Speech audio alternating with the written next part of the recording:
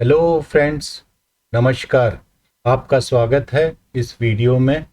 आज हम बात करने वाले हैं नेशनल पेंशन सिस्टम की, यानी कि एनपीएस की।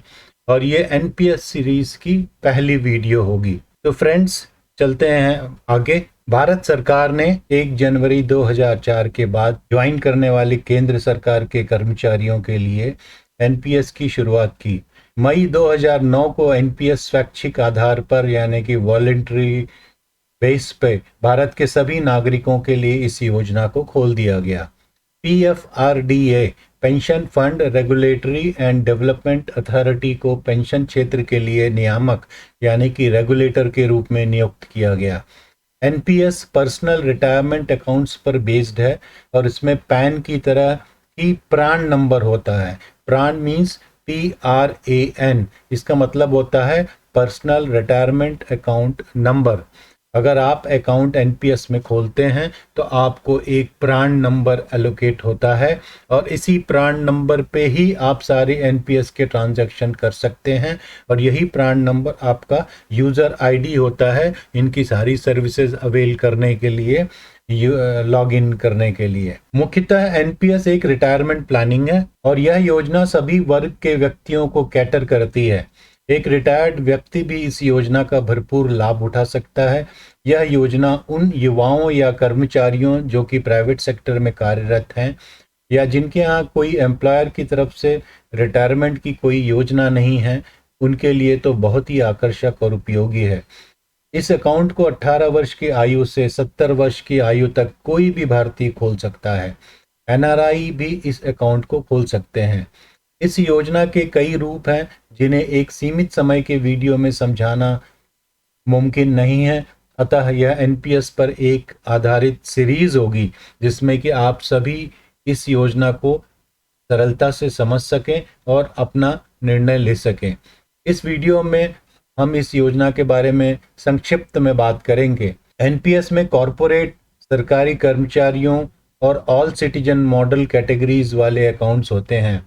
हम शुरुआत करेंगे all citizen model category account से, जो कि एक आम आदमी खोल सकता है। तो फ्रेंड्स, अगर आपने इस चैनल को अभी तक सब्सक्राइब नहीं किया है तो कृपया सब्सक्राइब कर लें और बेल आइकन को दबा दें ताकि आगे आने वाली सभी एनपीएस के वीडियोस और दूसरे और भी अच्छे अच्छे वीडियोस मैं बना रहा हूं, उनकी जानकारी आपको तुरंत मिल जाएगी। एनपीएस को पीएफआरडीए ट्रांसपेरेंट इन्वेस्टमेंट नॉर्म्स के साथ रेगुलेट करता है और इनकी निरंतर निगरानी फंड मैनेजर्स पर बनी रहती हैं। यहाँ टोटल 8 फंड मैनेजर्स हैं और ये सारी बड़े बड़े एजेंसीज हैं जिनसे आप भली भांति परिचित हैं और हम इनके बारे में बाद में बात करेंगे डिटेल में। आप अपनी इच्छा अनुसार अपना फंड मैनेजर चुन सकते हैं और साल में एक बार अपना फंड मैनेजर बदल भी सकते हैं। इन्वेस्टमेंट जो होता है मेनली एनएवी बेस्ड होता है। एनएवी मतलब नेट एसेट वैल्यू, जो कि डेली निर्धारित होता है। और इनमें बेसिकली तीन मेन कैटेगरीज होती हैं। एक तो इक्विटी होती है जो कि हम डिनोट करेंगे ई से, कैपिटल ई। दूसरा कॉरपोरेट डेट होगा जिसको हम सी से डिनोट करेंगे और तीसरा गवर्नमेंट सिक्योरिटीज़ है जिसको हम जी से डिनोट करेंगे। एक और भी है अल्टरनेटिव इन्वेस्टमेंट फंड्स, और जिनको हम AIF बोल सकते हैं। इसके बारे में भी हम बाद में चर्चा करेंगे, बट मेनली तीन ही आपके इन्वेस्टमेंट स्प्रेड होते हैं, E, C और G। जैसा कि मैंने आपको बताया है कि नया अकाउंट एनपीएस का 70 वर्ष की आयु तक खोला जा सकता है और ये अवधि पहले 65 साल की थी और जो इस जून में सरकार ने बढ़ा दी है। आप एनपीएस का खाता 75 वर्ष की आयु तक जारी रख सकते हैं। उसके पहले आप सरेंडर कर सकते हैं, बट ये आपका अपना निर्णय होगा। अगर आप चाहते हैं तो 75 वर्ष की आयु तक इसे जारी रख सकते हैं, उसके बाद आप जारी नहीं रख सकते हैं। और पहली ये सीमा 70 साल की थी, ये भी अभी जून 2021 में सरकार ने इसको बढ़ाया है। आप एनपीएस अकाउंट को न्यूनतम 3 साल के कार्यकाल के बाद ही सरेंडर कर सकते हैं। इसके बारे में भी हम डिटेल में बाद में चर्चा करेंगे। एनपीएस में अकाउंट्स दो प्रकार के होते हैं। एक तो होता है टीयर 1 और दूसरा होता है टीयर 2। टीयर वन अकाउंट तो मेन अकाउंट होता है, और जो टीयर 2 अकाउंट होता है वो टीयर 1 का स्लेव अकाउंट होता है, यानी कि टीयर 1 मास्टर और टीयर 2 स्लेव। अगर आप टीयर 1 अकाउंट सरेंडर कर रहे हैं तो टीयर 2 अकाउंट अपने आप बंद हो जाएगा। इसके बारे में भी हम डिटेल में बाद में बात करेंगे दूसरे वीडियोस में। टीयर 1 अकाउंट को आप 60 साल की उम्र के बाद ही सरेंडर कर पैसा निकाल सकते हैं। समय से पहले भी कर सकते हैं पर कुछ विशेष परिस्थितियों में, जिसके बारे में हम डिटेल में अलग से वीडियो में चर्चा करेंगे। आप, जैसा कि मैंने बताया, आप टीयर 1 अकाउंट को 75 वर्ष की आयु तक जारी रख सकते हैं। टीयर 2 अकाउंट जो होता है, एक ये वॉलेंटरी सेविंग फैसिलिटी है, आप इस अकाउंट से कभी भी विड्रॉ कर सकते हैं। तो फ्रेंड्स, चलिए बात करते हैं टीयर 1 अकाउंट की। जब भी आप टीयर 1 अकाउंट सरेंडर करते हैं तो ये आपके पास ये विकल्प होते हैं। पहला, अगर आपके अकाउंट में 5 लाख रुपए हैं तो आप पूरी धनराशि एक बार में निकाल कर अकाउंट को सरेंडर कर सकते हैं, और उस पर, या कहिए कि कैपिटल गेन पर जो आपको होगा उस पर कोई इनकम टैक्स नहीं लगेगा। दूसरा ऑप्शन है, अगर आपके अकाउंट में 5 लाख से ज़्यादा की रकम है तो आपको मैक्सिमम 60% राशि एक मुश्त निकालने का विकल्प होगा। बाकी 40% राशि की आपको एन्युइटी खरीदनी पड़ेगी, जिससे आपको प्रति महीने एन्युइटी या कहें कि पेंशन मिलती रहेगी। एन्युटी खरीदने में भी कई विकल्प मिलते हैं, जिसकी हम आगे आने वाले वीडियोस में विस्तृत से रूप से चर्चा करेंगे। आप अपने पूरी राशि की एन्युटी खरीद सकते हैं, यानी कि जो 100% आपका कॉर्पस है उसके पूरे की भी आप एन्युटी खरीद सकते हैं, बट मैक्सिमम आप 60% ही एक मुश्त निकाल सकते हैं। बाकी 40% की आपको एन्युटी खरीदनी पड़ेगी, और ये तब है जबकि आपकी पूरी धनराशि 5 लाख या उसके ऊपर होगी। यही टोटली आपका निर्णय होगा कि आप कितनी राशि निकालना चाहते हैं। और दूसरी बात है कि जो टीयर 1 के मैच्योरिटी पर जो भी धन मिलेगा उस पर कोई इनकम टैक्स नहीं लगेगा। ये एक बहुत बड़ा फायदा है, जिससे आप ना कि आपका निवेश बढ़ेगा बल्कि आपको टैक्स भी नहीं लगेगा। और जो एन्युटी आप खरीदेंगे उससे प्रति माह आपको जो पेंशन मिलेगी वो जरूर टैक्सेबल होगी। पिछले 10 सालों में एनपीएस के एवरेज इंडिकेटिव रिटर्न्स लगभग 8 से 15% हैं, जो कि आपके निवेश स्कीम पर निर्भर होगी। टीयर 2 के अकाउंट की बात करेंगे। टीयर 2 में निवेश के प्रकार बिल्कुल टीयर 1 की तरह होते हैं, यानी कि इक्विटी यानी ई, कॉर्पोरेट डेट यानी सी, गवर्नमेंट सिक्योरिटीज यानी जी। बस इसमें लॉक इन नहीं होता, और यहाँ आप कभी भी पैसा निकाल सकते हैं। डालने की कोई सीमा नहीं है।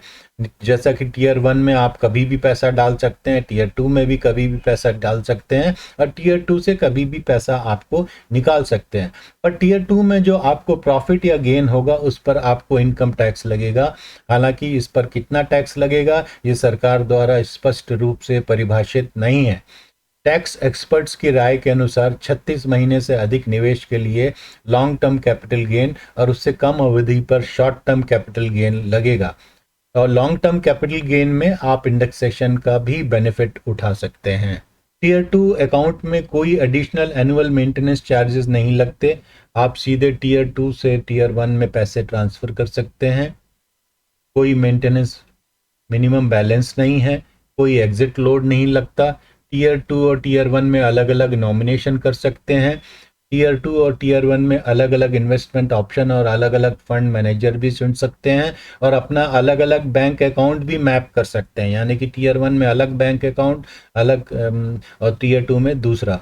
और ये सारे काम, यानी कि अकाउंट खोलने से लेकर पैसा निकालने तक की प्रक्रिया आप ऑनलाइन घर बैठे कर सकते हैं।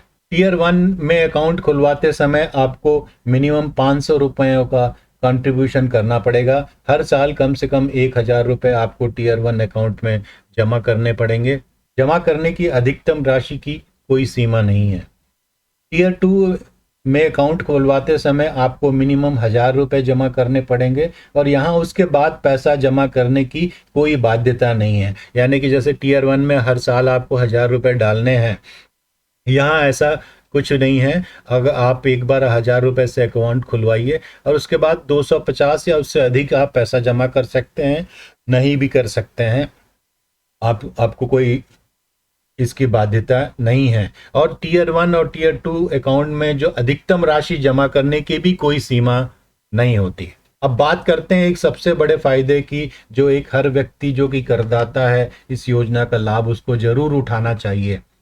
एनपीएस टीयर 1 में निवेश कर एटीसी में आप 1.5 लाख का टैक्स बेनिफिट ले सकते हैं, जो कि आपको सेक्शन 80CCD1 में मिलेगा। इसके अलावा आपको 80CCD1B में 50,000 रुपए का अतिरिक्त एक्सक्लूसिव टैक्स बेनिफिट मिलेगा, जो कि सिर्फ और सिर्फ एनपीएस के सब्सक्राइबर को ही मिलता है। अगर आप नौकरी पेशा हैं तो एटीसी का लाभ आप अपने अन्य सेविंग्स जैसे कि PF, PPF, insurance premium, children education वगैरह वगैरह से ले सकते हैं। और एनपीएस में 50,000 डालकर आप पूरे 2 लाख की छूट ले सकते हैं, या फिर आप पूरे 2 लाख एनपीएस में डालकर पूरे 2 लाख यानी 1.5 लाख रुपए एटीसी में और 50,000 रुपए ATCCD1B में फायदा उठा सकते हैं। गौर से सुनिएगा, सबसे बड़ा फायदा, अगर आप 30% टैक्स ब्रैकेट में आते हैं तो 50,000 पर आप पूरे 15,600 रुपए यानी कि 31.2% का टैक्स का लाभ मिलता है, जो कि एक immediate notional return on investment है। अगर आपकी आयु 60 वर्ष या उससे ज़्यादा है तो आप हर साल 50,000 जमा करते रहिए, टैक्स का छूट भी लेते रहिए, और जब आपकी राशि 5 लाख तक पहुंचने वाली हो तो आप पूरा पैसा निकाल लीजिए। फ़ायदा भी और लाभ पर कोई इनकम टैक्स भी नहीं लगेगा। पर मैं इसकी सलाह नहीं देता। आपको एनपीएस का पूरा फ़ायदा उठाने के लिए अपना निवेश इस योजना में लंबे समय तक बनाए रखना चाहिए, विशेषकर तब फिक्स डिपॉजिट या डेट फंड्स में रिटर्न कम है और आगे भी यही स्थिति बरकरार रह सकती है। कॉर्पोरेट सब्सक्राइबर के लिए अतिरिक्त टैक्स बेनिफिट मिलता है अंडर सेक्शन 80CCD2। आपके एम्प्लॉयर का जो एनपीएस कंट्रीब्यूशन होता है उस पर एम्प्लॉय को सैलरी का 10% जो कि बेसिक और डीए का जमा होता है उस पर अतिरिक्त टैक्स लाभ मिलता है। यह लाभ आपको अपना एम्प्लॉयर फॉर्म 16 में ही दे देता है और इस पर कोई मैक्सिमम लिमिट नहीं है। कॉर्पोरेट्स के लिए भी टैक्स का लाभ मिलता है। इसमें एम्प्लॉयर्स को उनके एनपीएस कंट्रीब्यूशन पर एम्प्लॉय को सैलरी का 10% जो बेसिक और डीए पर बिजनेस एक्सपेंस का लाभ उसके प्रॉफिट और लॉस अकाउंट में मिलता है, यानी कि दोनों का फायदा ही फायदा। फ्रेंड्स, इसके पहले कि इस पहली सीरीज को ख़त्म करें, हम ये जान लेते हैं कि अकाउंट कैसे खोला जाए। आप 2 तरीके से अकाउंट खुलवा सकते हैं।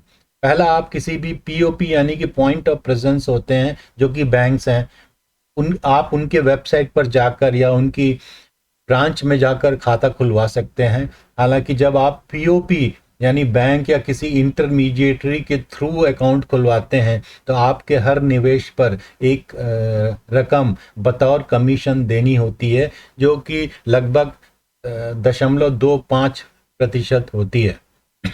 दूसरा, आप सीधे सीआरए यानी कि सेंट्रल रिकॉर्ड कीपिंग एजेंसीज जो हैं उनके वेबसाइट पर जाकर एनपीएस अकाउंट खुलवा सकते हैं और यहाँ पर आपको अपने निवेश पर कोई कमीशन नहीं देनी पड़ती है। इस समय 2 सीआरए यानी कि सेंट्रल रिकॉर्ड कीपिंग एजेंसीज हैं, एक एनएसडीएल है और दूसरा के फिनटेक है।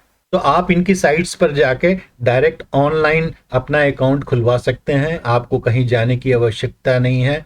और ये बहुत ही अच्छी दोनों साइट्स हैं और मैं आगे बनाने वाली वीडियोस में ये भी दिखाऊंगा कि कैसे हम अकाउंट खोलें। फिलहाल आप इस अकाउंट को खुलवा लीजिए और 50,000 का बेनिफिट लेना शुरू कर दीजिए। तो फ्रेंड्स, आज बस यहीं तक। आगे आने वाले वीडियोस में हम विस्तार से एनपीएस के हर पहलू पर चर्चा करेंगे। बस आप मेरे साथ बने रहिए। आपके अगर कोई प्रश्न हो तो उन्हें कमेंट बॉक्स में लिख दीजिएगा और इस वीडियो को लाइक और शेयर करना मत भूलिएगा। आप अपना और अपने परिवार का ध्यान रखिए। फिर मिलेंगे। नमस्कार।